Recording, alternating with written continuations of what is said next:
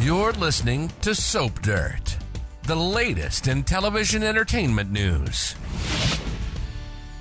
Hey, Days of Our Lives fans, I've got your 2-week spoilers for July 21st through August 1st. Gabi is plotting and Sarah panics. It's Belinda from Soap Dirt. If you are not following us, please reach down, hit that subscribe button. On Monday, July 21st, we've got Tate and Rafe searching for Holly and Ari after Kat sends them info based on the photo. Looks like she's narrowed it down. They are on the way. They're set to save them. Meanwhile, the girls aren't sitting still. Holly and Ari are desperate to escape because they're not sure if anyone is coming for them. Ari tries to slither out through a duct once they wrestle a grate off. She wants to get help, but we'll see if she gets stuck. Javi comforts Gabi, who is frantic to get kidnapped Ari back. Of course, she's upset. Xander comforted her. He said he would put out a reward for any information, and he advised Gabi to just go home and wait instead of trying to force herself to work, which was what Rafe advised her to do.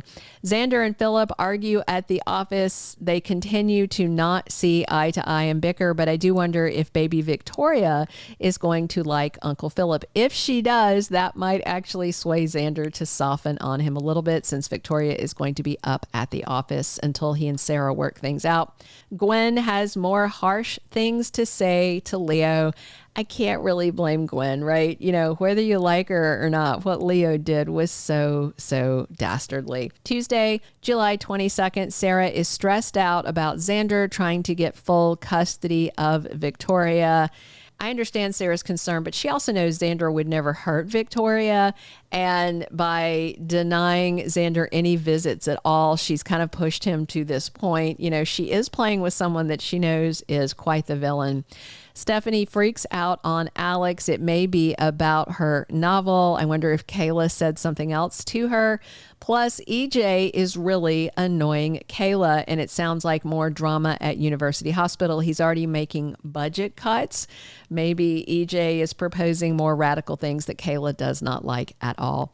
Brady is there for Tate, who of course was worried about Holly, and he's also frantic about Sophia being in labor all the way in Chicago, where she's supposedly meeting with adoptive parents, and of course Tate has no idea that Sophia has been lying to him.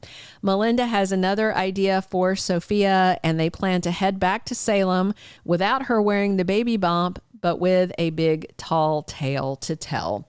On Wednesday, July 23rd, we have Holly and Ari really mad about being kidnapped, and they chew out Doug 3 over it. Now, in defense of him slightly, he did try to get Ari to back away from him once they sent those photos and everything. Holly, not so much, but Ari more so. But then again, Holly was already interested in Tate.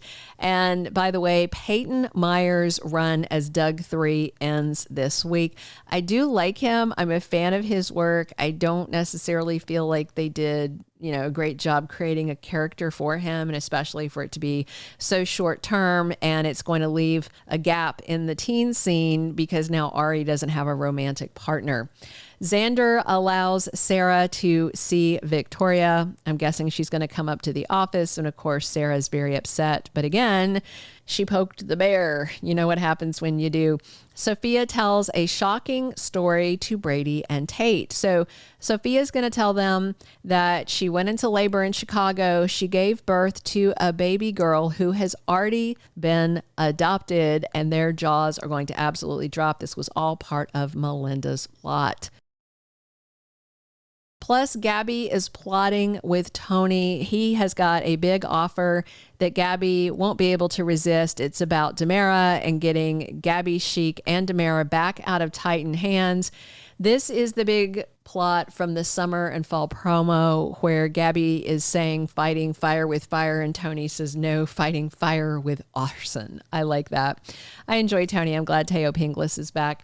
Thursday, July 24th, Gwen discovers something shocking, and I wonder if her sparkly diamond necklace has gone missing. Gwen talks with Rachel and Brady, and I wonder if Gwen is grilling little Rachel and wondering if the tween borrowed it for dress-up time or something like that. Paulina's worried about Johnny's attempted murder trial and Chanel also being a person of interest. Abe is there to comfort Paulina, and they chat with Johnny before court because his trial officially kicks off on Thursday. EJ is desperate to get his memories back of that night, so Belle takes him for a hypnosis session over at her house with her mom, Marlena, and EJ says he will try anything to save Johnny. So it looks like Marlena may actually evoke those memories out of EJ's head. However, if he says that Rachel shot him, Marlena may try and rebury them in his psyche. Our leakers said that several people find out what Rachel did and they cover for her. Friday, July 25th, the stress of her encounter with EJ may be what has Marlena collapse at Johnny's trial. And Belle stops her DA actions to run over and try to wake up her mom. And Marlena is rushed to University Hospital to get checked out, and some scary things are going to come out of that. Susan Banks, meanwhile, tries to use her psychic powers to figure out who shot Elvis Jr. so she can clear her grandson Johnny's name. Sarah leans on Brady and tells him about the custody stress with Xander. Doug 3 stops by to see Julie on his way out of Salem, and I wonder if Doug 3 delivers the Horton necklace as a parting gift. I wonder if he stole it from Gwen. If he did, I also wonder if she can snatch it back from Julie since she has a purchase receipt for it. Julie tells Doug 3 he's got potential and not to give up on himself. Gabi and Gwen bicker on Friday. Gabi wants to know if Gwen saw Stefan in Alamania, and Gwen taunts Gabi about Dimitri and Stefan and says that both of their husbands are missing. July 28th through August 1st has Marlena caught up in a medical mystery, and Anna tells Tony that Marlena thinks Stefano is alive. Of course, the Phoenix is long gone, but that doesn't mean Rolf hasn't put his memories into somebody else. Marlena's back in Queen of the Night phase soon.